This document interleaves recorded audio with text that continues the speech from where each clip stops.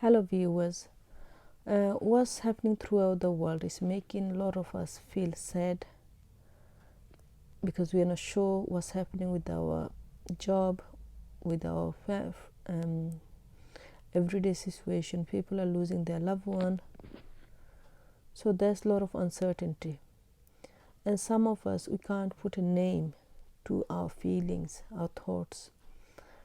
And some of, people with this social isolation, people are falling into the mental health trap. So we can't identify the symptoms we're getting. So for example, some people could be suffering from depression or anxiety or stress.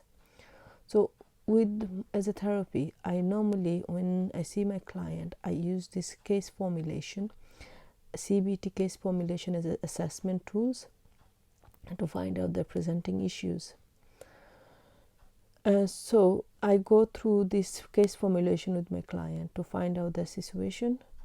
So I do it in a stage by stage process, because with individual, because we are so emotionally involved with our situation, so we can't separate our feelings or separate our emotions to the actual event, actual situation. So we go through it and I ask the client, say, what is the situation?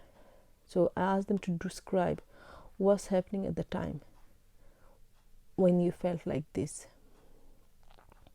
So then once the client is able to identify the situation, then I ask them about their thoughts.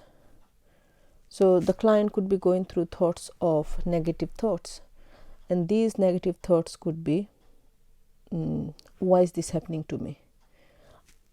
I shouldn't be here. I'm useless to everybody. So they're going through these negative cognitions, negative thinking.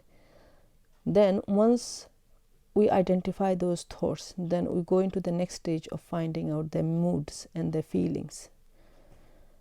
The mood could be they're feeling very sad. They just want to cry, or they don't want to isolate themselves, not coming out of bed or not doing their regular things, i.e. looking after themselves.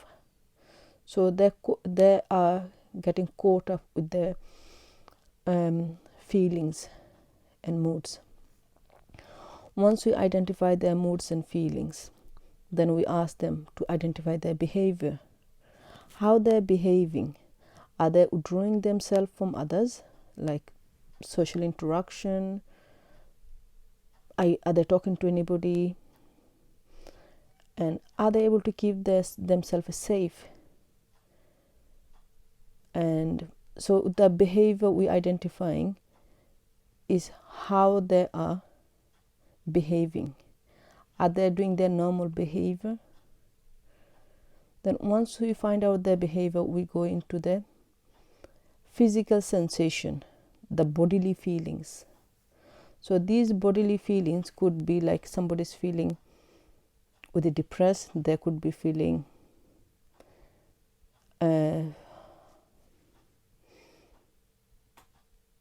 tired, sleepy.